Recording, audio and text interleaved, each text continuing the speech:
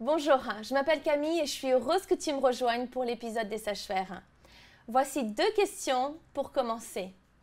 Aurais-tu besoin d'une direction différente pour ta vie? Aurais-tu envie de voir des changements dans ta vie?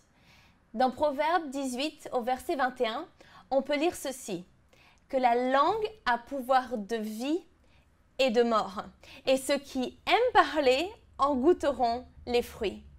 Notre langue et les paroles que nous prononçons peuvent ouvrir la porte aux bonnes choses ou bien aux mauvaises choses dans nos vies. Alors voici quelques pistes pour nous aider à ouvrir les bonnes portes dans nos vies. La première chose, c'est d'apprendre à aligner tes paroles avec les promesses de Dieu pour ta vie, car ça, c'est puissant. Jésus, lui, il a les paroles de la vie éternelle. Alors croire aux promesses de Dieu et les dire avec foi sur ta vie est un acte qui a beaucoup de force. Parfois, cela demande un effort, mais le changement prendra place et ta perspective va changer. Au lieu d'avoir des craintes et du stress, tu vas recevoir sa paix et son repos grâce à la foi que tu places dans ce que tu déclares. Quand tu te sens dépassé et que c'est trop difficile, tu déclares qu'il te rend capable, qu'il te conduit et qu'il est le grand je suis. Il est plus simple parfois de croire les choses que Dieu dit de lui-même que les choses qu'il dit de nous. On oublie son amour pour nous. On pense que l'on ne mérite pas, surtout quand on fait des erreurs. Donc on se disqualifie et on ne croit plus à ses promesses. On a ce sentiment de devoir impressionner Dieu. Mais il n'y a rien à faire pour gagner l'amour de Dieu. On n'a pas besoin de se cacher et de renoncer à ses promesses si on commet des erreurs. Il nous accepte non pas pour ce que nous faisons ou non, mais à cause de ce que Jésus a fait pour nous. Certains apprennent que Dieu nous aime lorsque nous changeons. Et ça, c'est dramatique parce qu'il nous a aimés dans notre péché. Au contraire, ce qui va te permettre de changer, c'est quand tu découvres son amour pour toi en premier lieu, alors que tu n'as encore rien fait.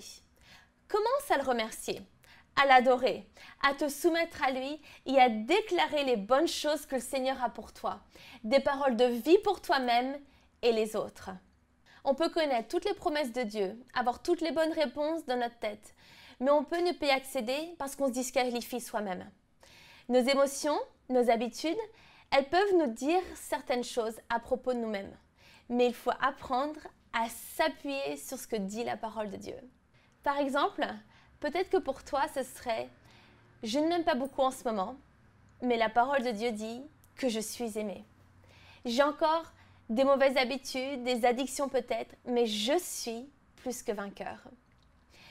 J'ai tellement d'insécurité, je ne me sens pas capable, mais je suis forte. » Une deuxième chose est de proclamer des paroles de vie, même quand tes émotions ne suivent pas. Mais alors par contre, il faut te préparer que cela ne va pas toujours aller dans le sens des émotions que tu ressens sur le moment. Il y a des fois, en fait, tu n'auras pas envie de choisir intentionnellement des paroles de vie. Il y aura des fois, tu ne sentiras pas à la hauteur. Il y aura un décalage entre la déclaration et ton état actuel. Et donc ça fera bizarre. Moi, j'ai des déclarations que j'ai personnalisées pour moi et je prends le temps de les lire à voix haute. Mais je dois dire qu'il m'arrive parfois de vouloir juste les lire dans ma tête et de ne pas vouloir faire l'effort. Et pourtant, je sais que c'est là où il faut que je me force, que je me reprenne un peu en réalisant la valeur dans ce que je fais. Pas juste les lire comme un simple texte, mais d'y attacher ma foi.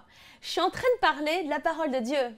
2 Timothée 3, verset 16-17 nous apprend que toute l'écriture est inspirée de Dieu. Elle est utile pour enseigner, convaincre, corriger, instruire dans la justice, afin que l'homme de Dieu soit formé et équipé pour toute bonne œuvre.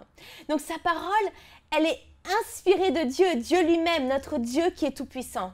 Troisièmement, on a le choix de ne pas dire les choses qu'on sait qui ne sont pas bonnes.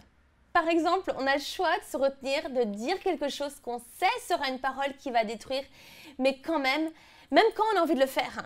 Et parfois, on veut dire cette parole quand même, car on ne peut pas se retenir et qu'on a l'impression que c'est la seule façon se justifier.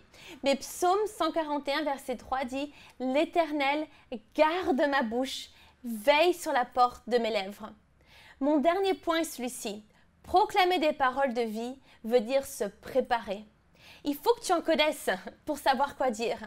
Et il y a tellement de promesses à saisir dans sa parole. Donc tu peux créer une liste avec des versets édifiants. En voici par exemple quelques-uns. Je marche par la foi et non par la vue. L'Éternel est pour moi, je n'ai peur de rien.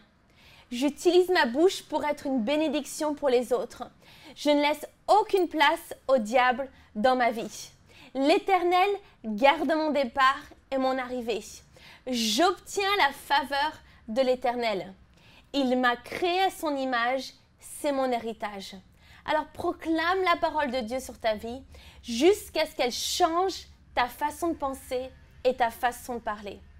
Écoute aussi les paroles que tu dis à ton égard. Je veux vraiment t'encourager là-dessus parce que tu peux choisir tes paroles. Les mots que tu utilises sont un choix que tu as. Lesquels vas-tu utiliser? Ceux pour ajouter de la valeur à une personne? Réalise que tes émotions peuvent s'aligner aux promesses de Dieu dans ta vie si tu le décides. Si tu ne te sens pas de déclarer de bonnes choses sur toi et les autres, décide de le faire quand même. Et tu verras, tes journées, tes pensées, ton état d'esprit peuvent changer en mettant en pratique ces quelques points. Alors, merci d'avoir été avec moi encore une fois. Sois béni et à très vite.